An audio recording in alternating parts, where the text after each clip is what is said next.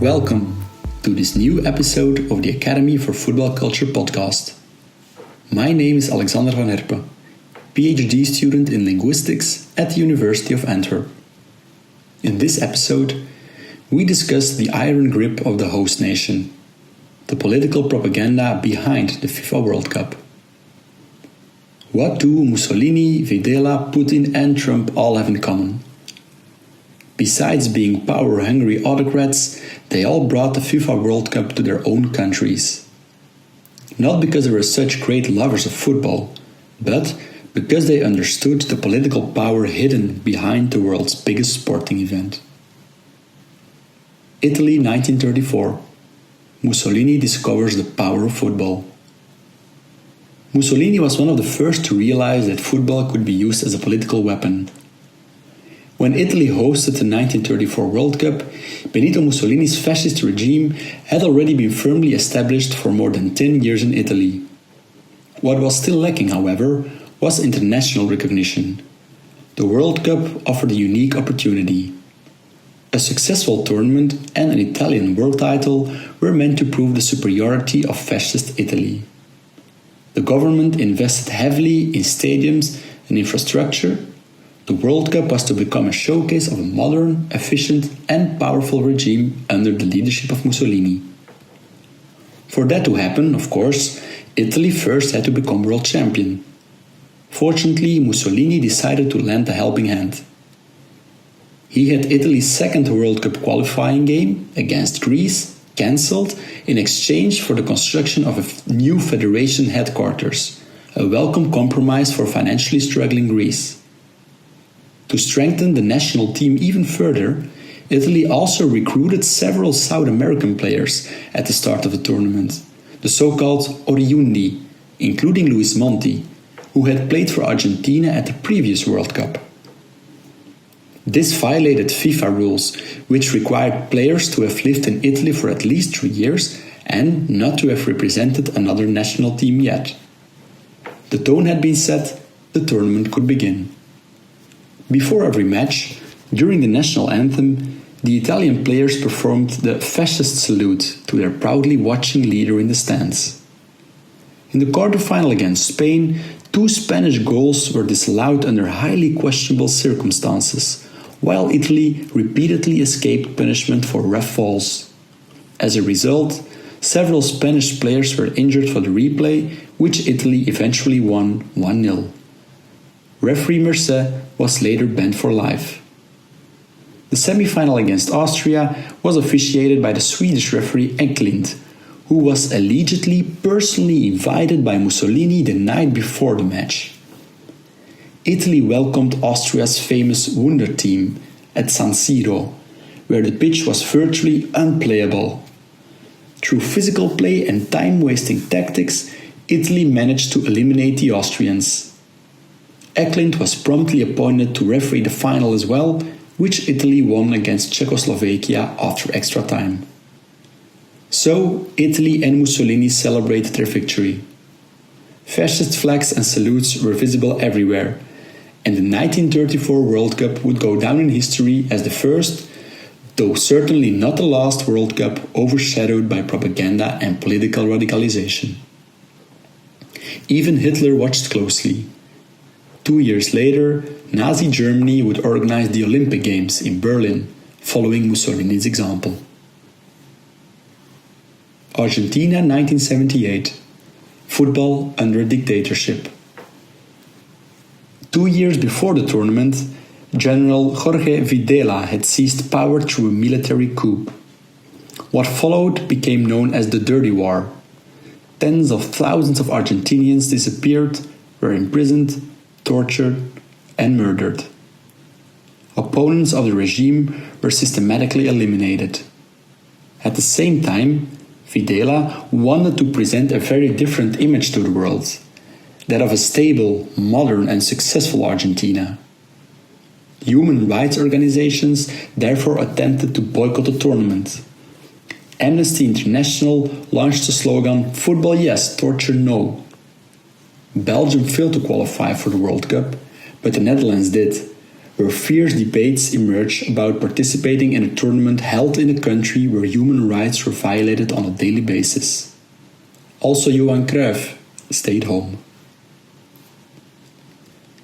The epicenter of the tournament was Estadio Monumental in Buenos Aires, where also the final was played, barely 1 kilometer away from ISMA, one of the military junta's most notorious torture centers. Former prisoners later recalled hearing the cheers from the stadium during their captivity. While hundreds of thousands of fans celebrated, people were being tortured by the junta just a few streets away.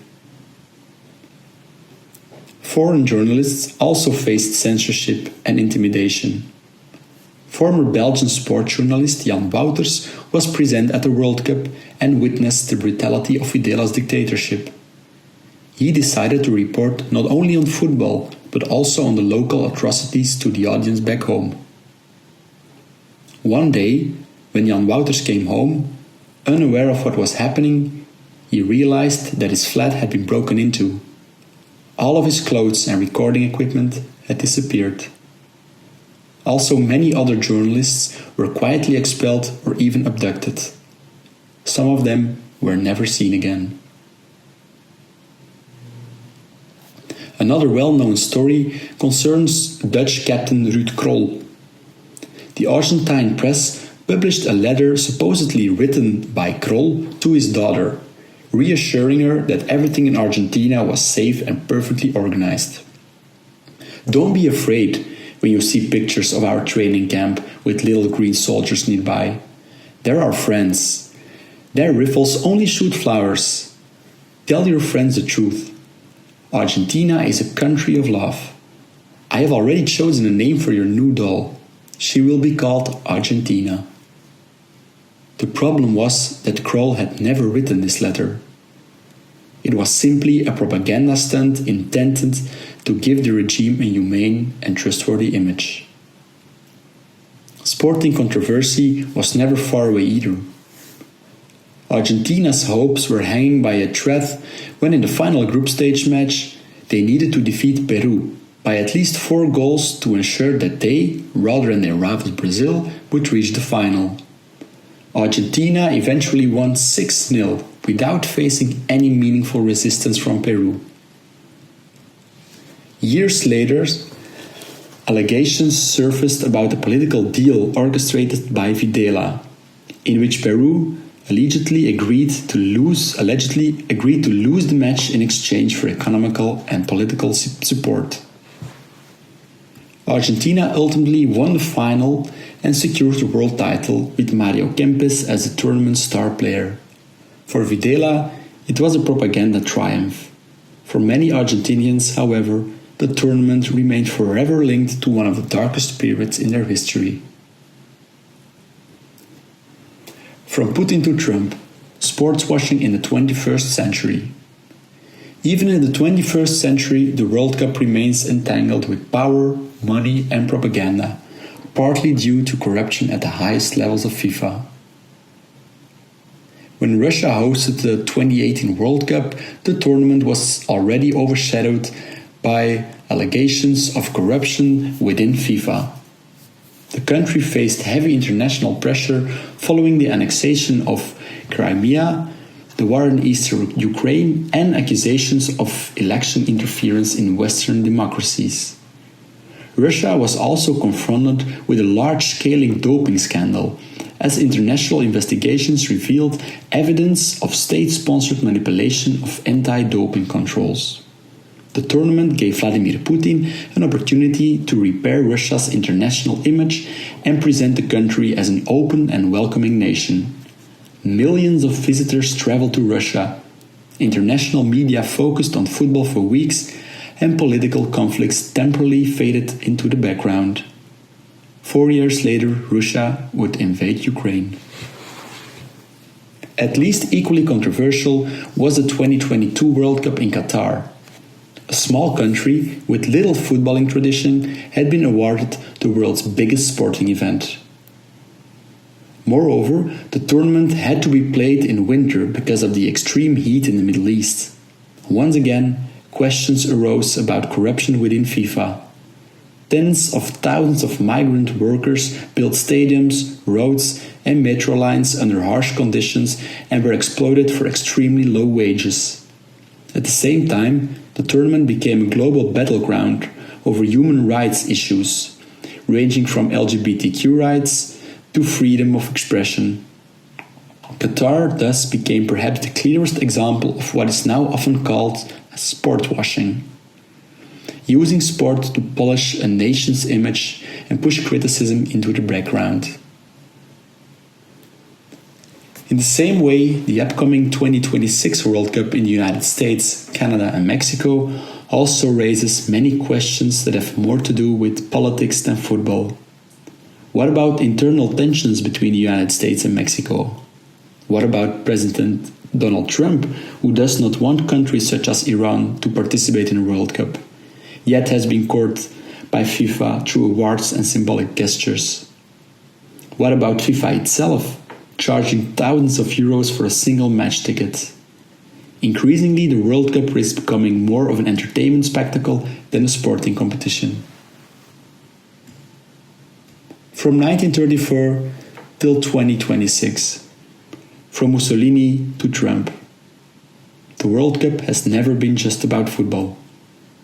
It is a stage on which nations present themselves to the world. Behind every World Cup trophy lies another struggle, the struggle for power, influence and image building. Universiteit Antwerpen. Bepaal mee de toekomst.